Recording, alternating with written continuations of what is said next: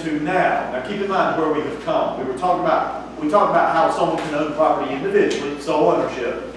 We talked about the concurrent forms of ownership, the way you can hold title with other persons. Now we're actually moving on to a section that I would call hybrid forms of ownership, where, yeah, you do actually own property with other persons. You have heard a lot of these words, but you may not have associated them with a type of ownership. You probably had a different picture in your mind when I use these words. But keep in mind, when we use these words, we have a specific legal meaning that we want you to focus on. The word condominium, for example, we'll get to in just a second.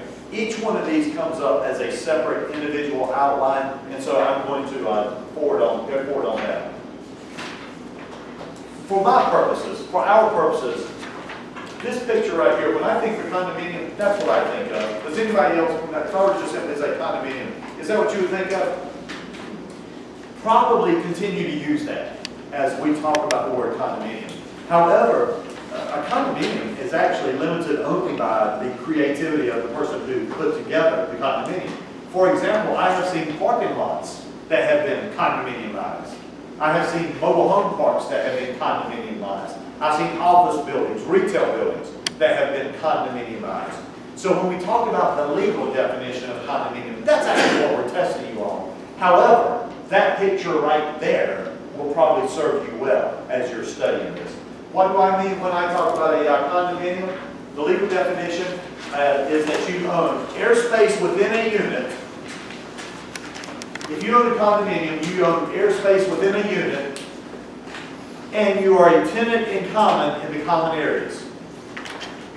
If you own a condominium, what you own is roughly airspace within the unit. You often hear people say wall to wall, floor to ceiling when they're describing a condo, and that's not far from correct.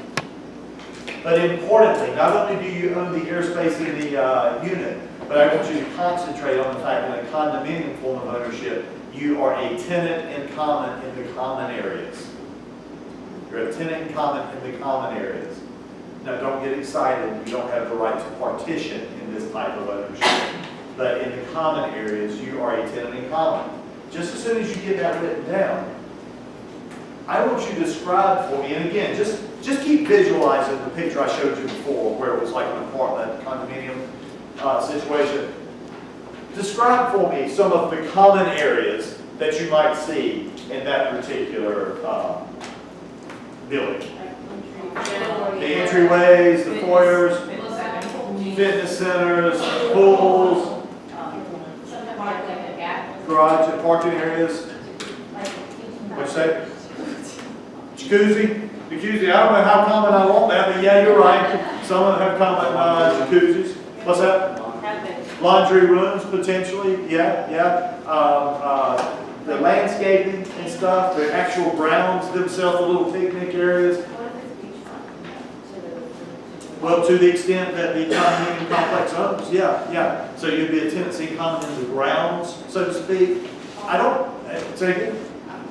I thought you said hallways. Yeah, hallways. How about this? The roof. How about the exterior walls? I mean, think about it. Anything that's not within your airspace technically is common area. And how do we handle this with condominium complexes? Doesn't everybody pay into a common fund, a condominium owner association fee? And the reason you're paying into this fee is so that these commonly held elements can be taken care of with this fee. That is what a condominium is. Answer this question for me just real quickly, and it will become interesting in just a moment. Could you stack condominiums on top of each other? Yeah, you can, because you don't necessarily own a specific piece of ground. Yes, you're a tenant common in common areas, but you don't own the ground that you sit on in a condominium. So you can stack them in flats, okay? Watch how that's different when we get to the word townhouse, okay? So condominium form of ownership, airspace within the unit, and you're a tenant common in the common areas. You feel okay about that so far? Will you do me a favor, will you add this word to your vocabulary? It may be on there. You see the word, limited common elements. It's right down at the end of the third sentence there. If you ever see the word limited common elements, you can underline that or highlight it, whatever you do.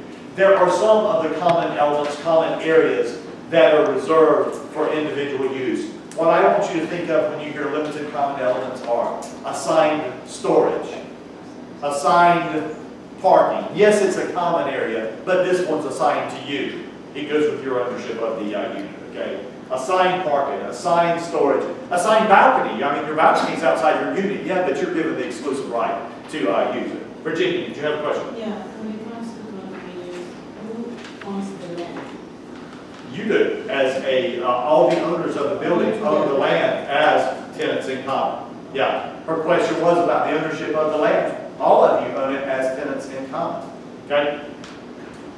Condominium form of ownership. Now listen, when I think about a condominium today, I think about those condominiums in downtown Raleigh, which they are selling for an insane amount of money, okay? But that has not always been the history of condominiums. Do you understand that part of the history of condominiums was simply the fact that you could put a lot of people on 1 acre of land. You could put a lot of units on 1 acre of land. And because of that, oftentimes it was used for inexpensive housing. Historically, condominiums at times have had a bad reputation. The quality wasn't so great, the warranties were not so great, it was cheap, in some cases substandard housing. Anytime that you have this situation and enough people complain about it, it ends up going to the legislature, laws are passed, and that's what happened in 1986. Now listen, I'm going to go out on a limb and suggest to you, this is not a high school history exam, okay? I don't care that it happened in 1986. It's interesting, that was less than 30, or just over 30 years ago that the Condominium Act was passed. I'm more interested in what it says. So the Condominium Act said things like this. Developer of a condominium, what we need you to do is we need you to record a plat at the Register of Deeds that shows the condominium that you're putting together.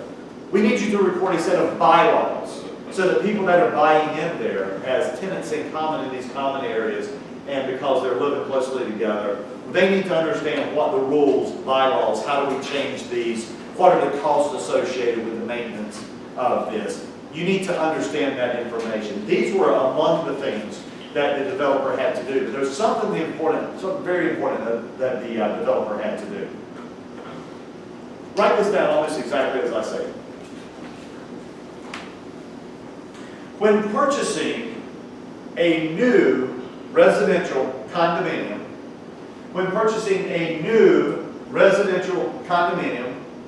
please underline the words new and residential.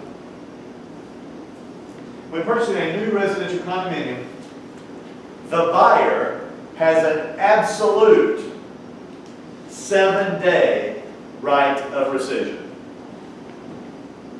The buyer has an absolute, you can't even waive this right, absolute 7-day right of rescission. Please underline 7 days. When purchasing, right of rescission. Rescission. You want me to spell it for you? I was hoping you wouldn't say that. I think rescission is spelled R-E-S-C.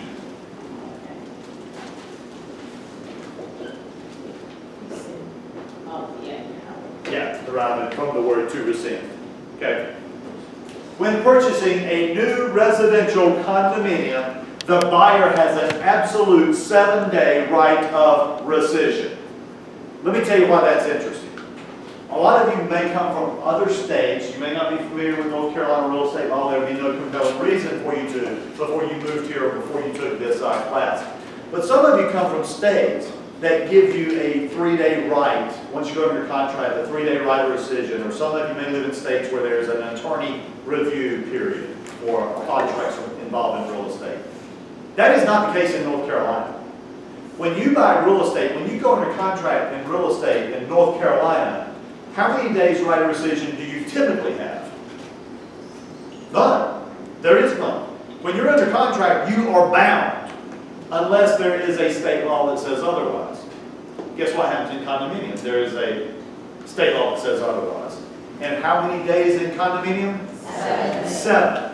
One of the things that you may want to do as we go throughout this course is think about different ways to attack your study.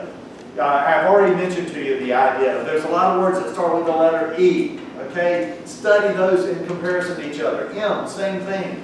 You also at some point want to start studying your numerology. What do certain things mean?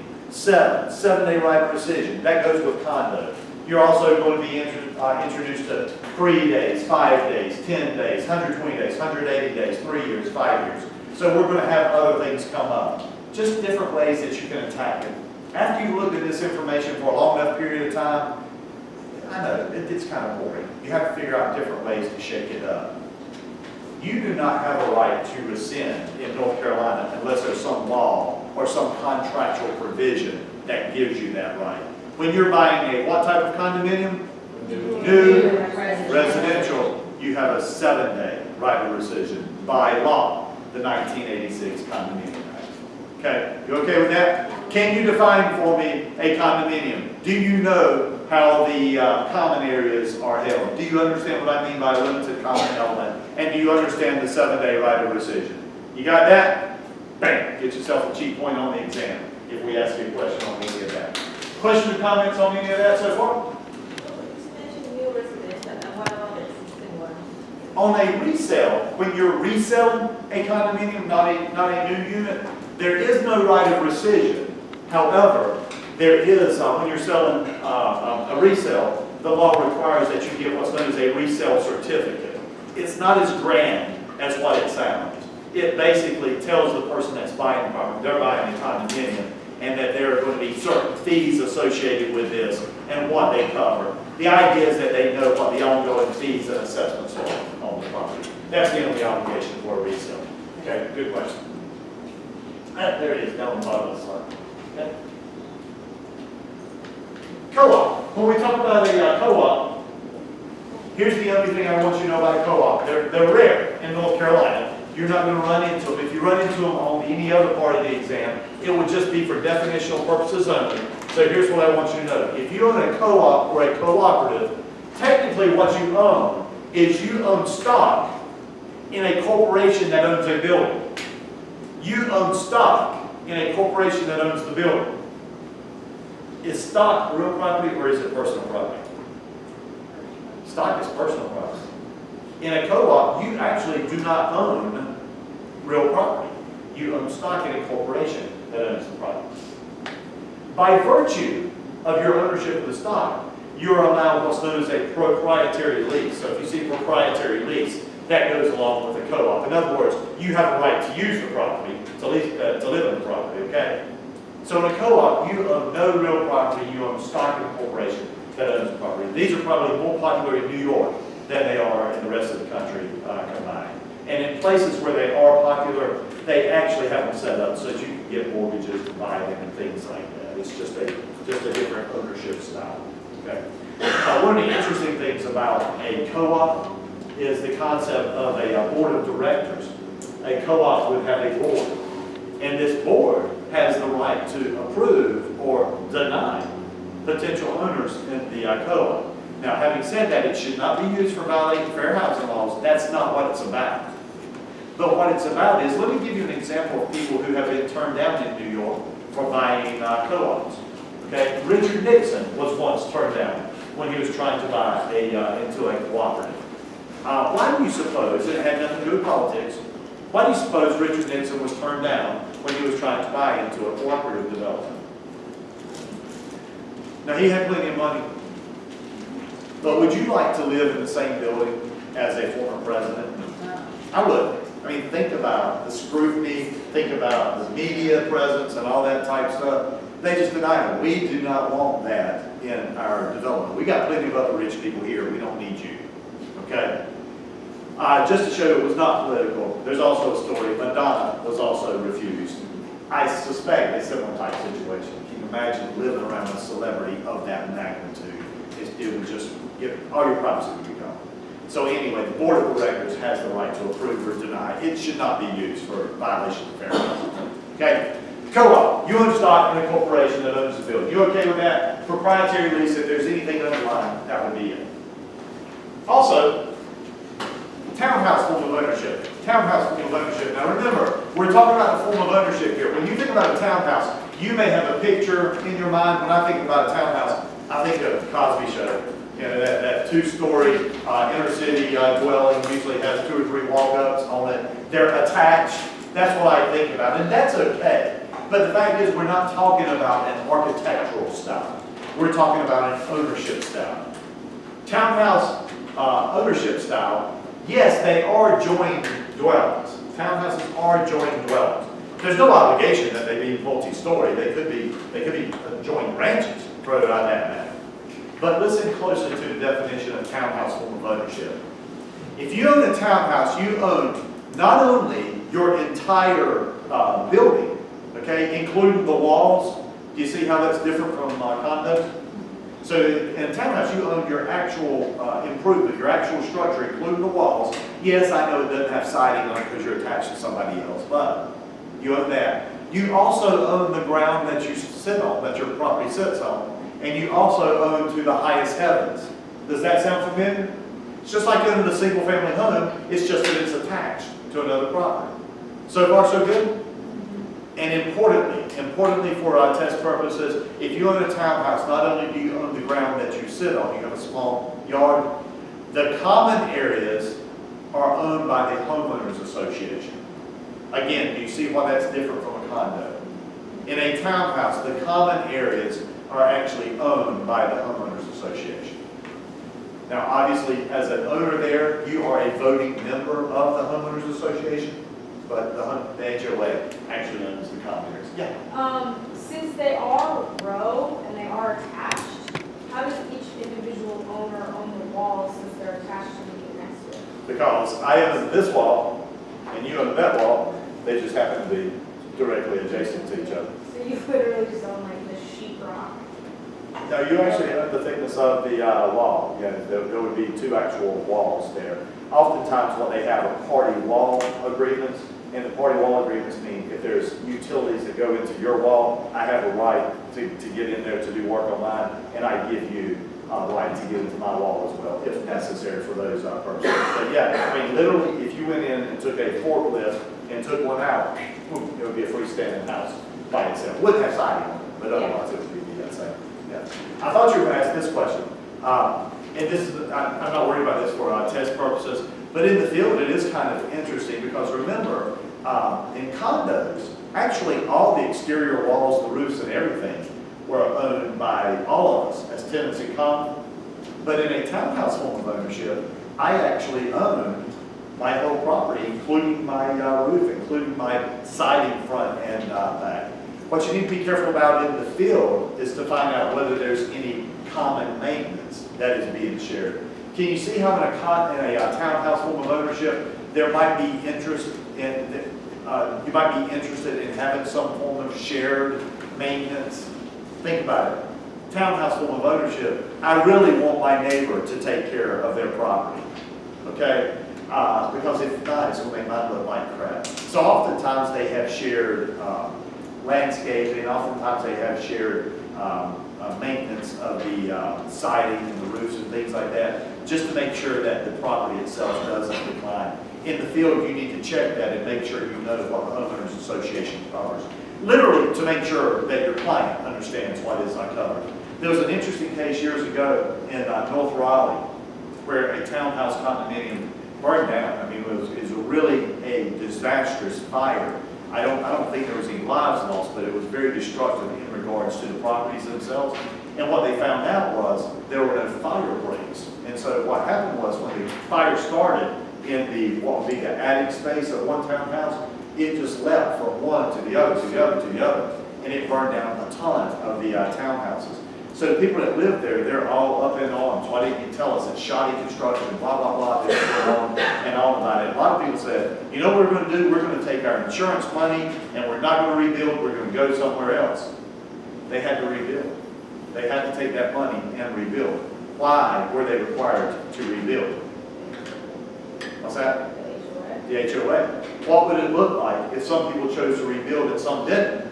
You know, it looked like you were missing teeth in the townhouses. So some of them got upset by this because they were obligated to rebuild because of the association requirement for shared maintenance. Okay, so you're saying that the HOA would establish some requirements, so to speak. But Yes. when you look at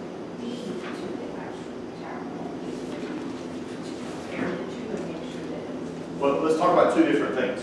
If I own a townhouse, what do I own? The ground I'm sitting on as well as my unit, right? How are the common areas held in a townhouse home ownership? The HOA owns. What I'm suggesting to you is, just like a lot of subdivisions, there will be covenants, and there may be some shared responsibilities in those covenants. But don't confuse that with the ownership stuff, okay? Just like in the subdivision, do you live in a subdivision? You don't live in a subdivision. Many of us live in subdivisions with an HOA, with restrictive covenants. Oftentimes, there are shared components, which we'll talk about here in just a moment on that, okay? Do you understand the difference between how the common areas are held in a condominium and a townhouse? That's a very important part of the understanding, okay?